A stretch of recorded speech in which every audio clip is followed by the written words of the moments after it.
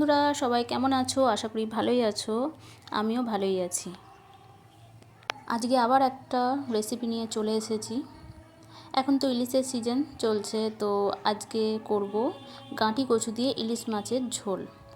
নিয়েছি আলু, গাঁটি কচু আর নিয়েছি বেগুন। মশলার জন্য নিয়েছি নুন, হলুদ, জিরে গুঁড়ো, কাশ্মীরি লঙ্কার গুঁড়ো আর সর্ষে। ফোড়নের জন্য নিয়েছি কালো জিরে আর কাঁচা লঙ্কা। আর নিয়েছি 1 কাপ মতন সর্ষের তেল। তো মাছগুলোতে প্রথমে আমি একটু নুন আর হলুদ মাখিয়ে নেব।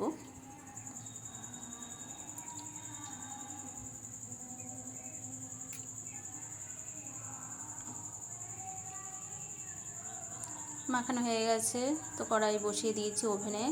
কড়াইটা গরম হয়ে যেতে দিয়ে দিয়েছি তেল। তেলটা গরম হয়ে গেছে, তো এবার আমি একে একে মাছগুলো দিয়ে দেবো তেলেতে ভাজতে। মাছগুলো যতক্ষণ ভাজা হবে আমি ততক্ষণ এই কালো সর্ষেটা একটু শিলে বেটে নেব। তো দেখো মাছগুলো ভাজা হয়ে গেছে, এক পিঠ আমি উল্টে দিচ্ছি।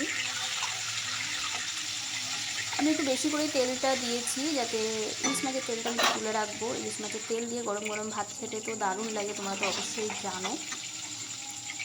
মাছ থেকে যে তেলটা ছাড়ে আর যে তেলটা দিয়েছি, সত্যি অসাধারণ লাগে। ওরকম তেল দিয়ে গরম গরম ভাত একটু জমে যায় খাবারটা। তো তেল আমি কিছুটা তুলে নিয়েছি, তারপর ওই তেলেতেই দিয়ে দিলাম গাঁটি কচু। গাঁটি কচুটা একটু ভাজা ভাজা করে নেবো, লাল লাল করে। সামান্য নুন দিয়ে দিয়েছি যাতে ভাজাটা ভালো হয়। তো দেখো মোটামুটি ভাজা হয়ে গেছে লাল লাল মতন। তো এবারে কচুটা তুলে নেবো। তুলে নেওয়ার পর ওই তেলে দিয়ে দিলাম আলুটাকেও একই রকমভাবে লাল লাল করে ভেজে নেব। তো আলু ভাজা হয়ে যেতে আলুটাকে তুলে নিচ্ছি। আলুটা তুলে নেওয়ার পর ওই তেলে দিয়ে দেবো কালো জিরে আর চেরানো কাঁচা লঙ্কা। কাঁচা লঙ্কাটা অবশ্যই চিড়ে দেবে, তা নাহলে তেল ছিটকাতে পারে। আমি নতুনদেরকে বলছি, যারা রান্না করো তারা তো জানো অবশ্যই। এমনিতেও তেল ছিটকায়, কিন্তু যদি গোটা দাও বেশি তেল ছিটকাবে। তো তারপরে দিয়ে দিলাম কেটে রাখা বেগুন। বেগুনটা একটু নাড়াচাড়া করে নিয়ে তারপর দিয়ে দেবো নুন,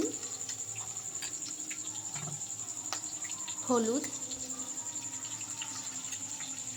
কাশ্মীরি লঙ্কার গুঁড়ো আর জিরে গুঁড়ো।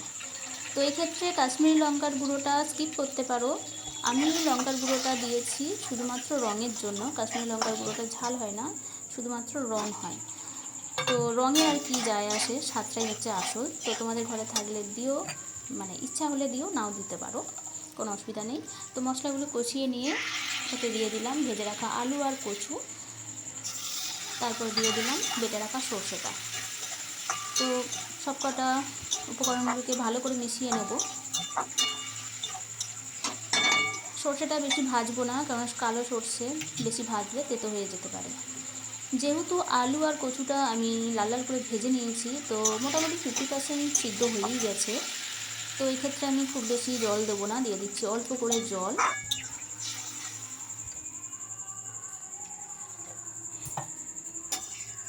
দিয়ে দেওয়ার পর একটু ঢাকা চাপা দিয়ে রাখবো। তো যারা আমার চ্যানেলে নতুন আছো, আমার রেসিপিটা যদি ভালো লাগে অবশ্যই চ্যানেলটাকে সাবস্ক্রাইব করো, আর পাশে থাকা অল নোটিফিকেশানটা অন করে দিও, যাতে আমার নতুন নতুন ভিডিও সবার আগে তোমাদের কাছে পৌঁছায়। লাইক করতে ভুলো না। আর আজকের রেসিপিটা তোমাদের কার কীরকম লাগলো অবশ্যই একটা কমেন্ট করে জানিও। তারপর দিয়ে দিয়েছি ভেজে রাখা মাছগুলো। ঢাকা চাপা দিয়ে রেখে দেখো আলুটা সিদ্ধ হয়ে গেছে, মাছটাও বেশ মজে এসেছে। একটু ঢাকা চাপা দিয়ে রেখেছিলাম যাতে গন্ধটা মিশে যায় পুরো। তো রেডি আমার রান্নাটা, তুলে নিচ্ছি একটা পাত্রে। দেখো কত সুন্দর রঙটা এসেছে। তো কাশ্মীরি লঙ্কার গুঁড়োটা তোমাদের ইচ্ছা, তোমরা দিতেও পারো, নাও দিতে পারো। তো আমার সম্পূর্ণ ভিডিওটা দেখার জন্য তোমাদেরকে অসংখ্য ধন্যবাদ আর অনেক অনেক ভালোবাসা। Thank you.